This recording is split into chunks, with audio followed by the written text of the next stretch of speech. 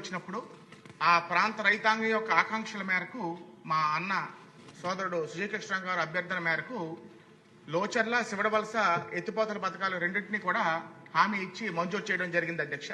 2019లో tender ప్రక్రియ పూర్తి కూడా అయింది అధ్యక్ష. బిడ్డర్స్ కి టెండర్ కేటాయించే సమయంలో ఎలక్షన్ కోడ్ రావడం ఆ బిడ్ ఓపెన్ అవ్వలేదు అధ్యక్ష.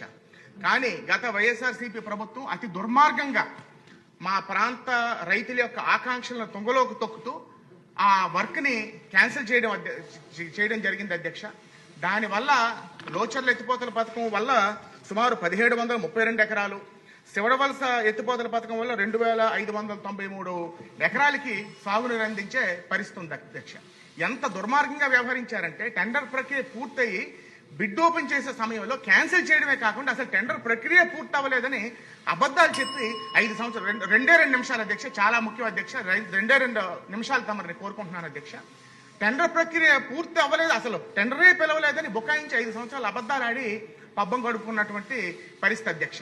అది కాకుండా మనం వేసినటువంటి శిలాపలకాన్ని తిరిగేసి కేవలం అర్త్ వర్క్ కి 6 కోట్ల రూపాయలకి శిలాపలకం వేసి దానికి అరకొర పనులు చేసి అక్కడ కేవలం ఇవేవి కూడా వాళ్ళకి ప్రయారిటీ కాదు అధ్యక్ష. అంత ఘోరంగా వ్యవహరించినటువంటి పరిస్థితి అధ్యక్ష.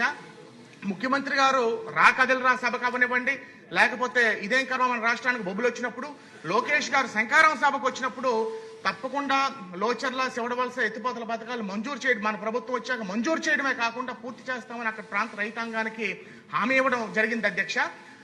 1000 కళ్ళుతోనే మా ప్రాంత రైతాంగం ఎదురు చూస్తున్నారు అధ్యక్ష ఆ ఎత్తిపోతల పథకం మంజూరుకి. గత 5 సంవత్సరాలుగా అవకాశం ఉండి కూడా చేయకుండా మా రైతుల్ని, మా ప్రాంత రైతాంగాన్ని యొక్క ఆశయాలకు తూట్లు పొడిసి మోసం చేసిన వైఎస్ఆర్సీపీ ప్రభుత్వానికి గుణపాఠం చెప్పే విధంగా మనం తప్పకుండా ఈ ఎత్తిపోతల పథకం అనేది మనం మంజూరు చేసి మనం తప్పకుండా మా ప్రాంత రైతాంగం యొక్క కాలు ఆ సాగునీరుతో కడగాలని తమని కోరుకుంటూ, అదేవిధంగా తోటపల్లి కాలువకు సంబంధించి సుమారు 117.89 కిలోమీటర్ల అర్త్ వర్క్ కి 21.25 crores కి ప్రపోజల్స్ పంపించడం జరిగింది అధ్యక్ష.